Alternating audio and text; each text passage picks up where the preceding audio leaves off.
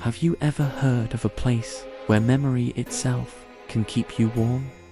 In the quiet farming town of Meadow Grove, Nebraska, something strange and wonderful happens every year. As soon as the first snowflakes begin to fall, a handmade quilt mysteriously appears, draped over an old, weathered split-rail fence at the edge of the county road.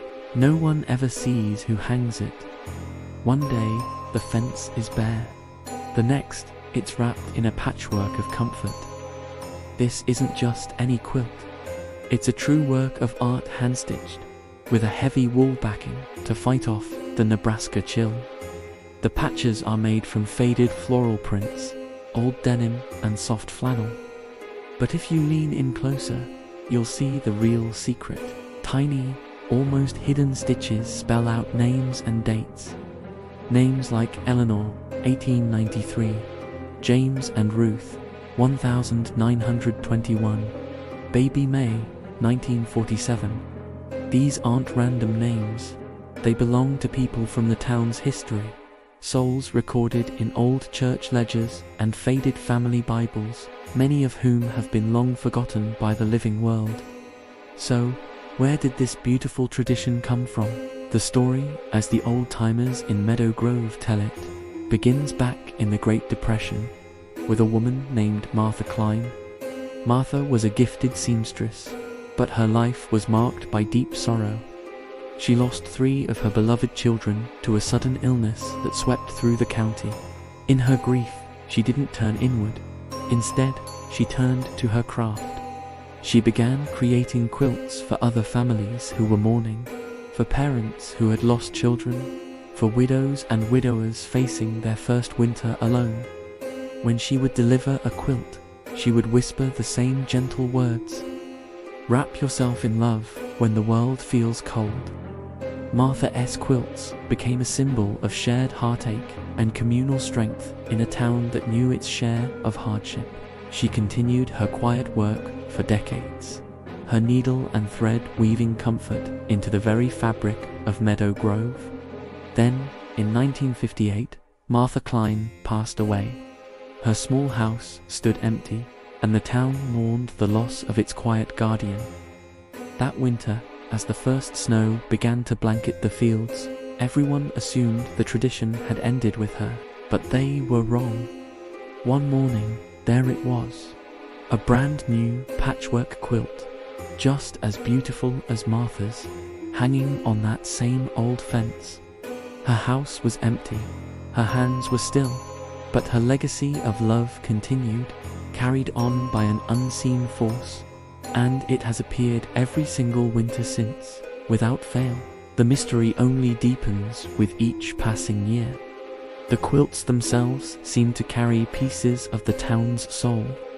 Some years, the patches are made from fabric that locals recognize scraps from old dresses donated to the Historical Society, or remnants of a baptismal gown from a century ago.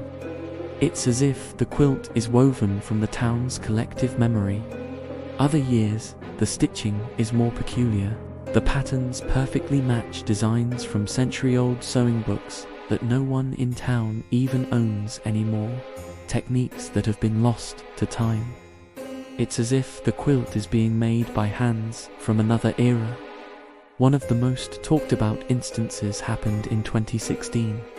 That winter, a new patch appeared, embroidered with simple, powerful words: "Welcome home, Daniel."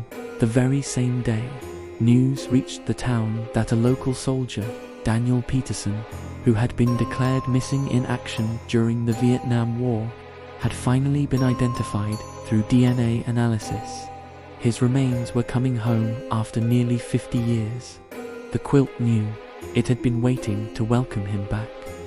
And just as mysteriously as it appears, the quilt vanishes by spring.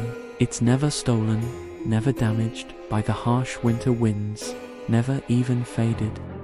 One day it's there, a vibrant splash of color against the melting snow, and the next, it's gone.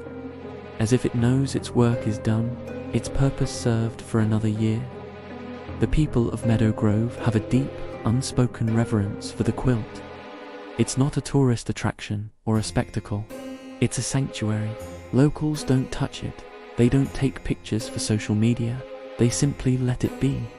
Unless, that is, they are hurting. For those carrying a heavy heart, for someone grieving a loss or feeling lost themselves, the quilt offers a silent invitation. They say that if you're struggling, you can go to the fence, take a corner of the quilt, and wrap it around your shoulders, even just for a moment. Every person who has done so describes the same sensation, a profound feeling of being held. It's not just the warmth of the wool. They say it feels like generations of loving hands are tucking you in, like the embrace of every soul whose name is stitched into its seams. It's a feeling of not being alone in your sorrow, of being connected to a long line of people who have also known pain and found a way through it. The town doesn't try to explain the phenomenon. They don't form committees to investigate or call in experts. They simply accept it as a gift. In fact, they make sure the old fence is maintained, and there's always a spare, sturdy clothesline hook on the post just in case. It's their small way of showing they are ready to receive this annual miracle. This story teaches us something powerful. It shows us that in a world that often urges us to move on and forget, some memories aren't meant to be buried. They're meant to be woven into the fabric of who we are. They are meant to keep us warm. In Meadow Grove, grief isn't something to be hidden away. It's a shared experience, acknowledged and honored by this silent, spectral seamstress. The quilt is a reminder that love and memory are forces as real and tangible as the winter wind. They can shield us, comfort us, and connect us to those who came before. So, if you ever find yourself driving down a quiet county road in rural Nebraska on a snowy December morning, and you see a patchwork of color fluttering against the white landscape, you'll know you've found it. You'll know you're in a place where the past is still present, where love never truly dies.